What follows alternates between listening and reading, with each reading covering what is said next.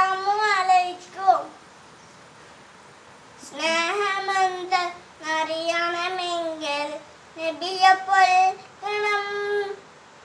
സ്നേഹം നേടാൻ ഞാൻ തിരുറൗളയിൽ ഒന്നു ചേരണം.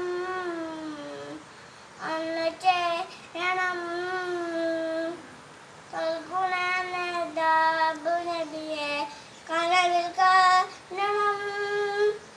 സുന്ദരമേറിയ വദനം കണ്ടാൽ ആശ തീർക്കണം.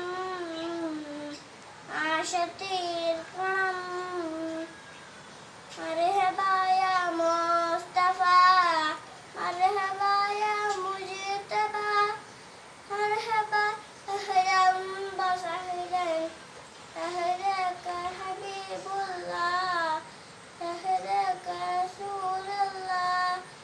സ്നേഹമെന്തെന്നറിയണമെങ്കിൽ നബിയെ